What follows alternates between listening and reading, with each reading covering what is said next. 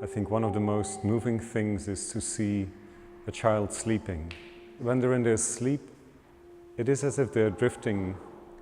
They're elsewhere, they're extremely fragile and vulnerable.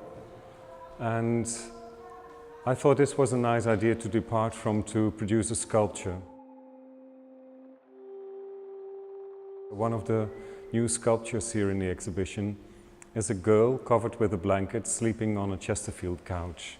The girl is life-sized, so that the spectator has an immediate relation towards the sculpture. And I think this is, in general, what I try to do is to create sculptures or films or theater work that instantly somehow is accessible to some extent. There is a little girl with her eyes closed standing with a soap bubble, blowing a soap bubble, which is also something very, very still and quiet. Like a soap bubble is very ephemeral, it's just there for some seconds and then it's gone. And now that I talk about the soap bubble, it's one of the elements that you can find in the tradition of the still life and the vanitas paintings throughout the history of art. It represents our mortality, the unbearable lightness of our being, the shortness of our life. And in this sense, this exhibition is a kind of a memento mori, like once we were the child ourselves, sleeping on the couch.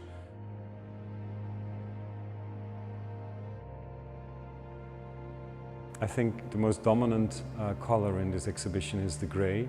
The gray I use here in this installation as well, which is called the lounge. And by using the gray, you create something like a tactile quality to the sculptures. So it gives a very soft and quiet presence. And this is the quietness and the tranquility that I hope to find in art pieces myself.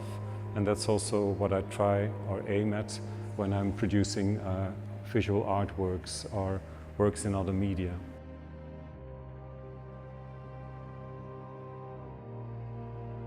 Yeah, I think in many people's lives, very simple things are of the greatest importance. Not the incredible trips they made or the fascinating landscapes they've seen. I think maybe the most essential things that one experiences in a lifetime are the moments that small gestures were performed. I was creating a series of very small gestures to try to freeze this gesture into a sculpture of someone just doing something. Like there is a hand that is offering a small saucer of blackberries, and it's also something very tiny and small, but it's something valuable and of great importance. So depicting the tragic is something that helps us to deal with mortality, I think. But I wouldn't say that all my work is hyperly dark.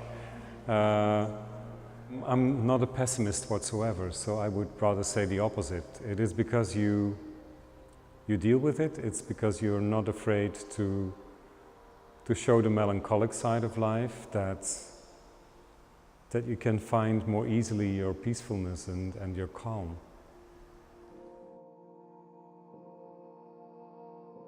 A lot of my work is about reminding of our short life or the shortness of our life, and I think when you accept the shortness of life, you live more consciously and you get more out of it.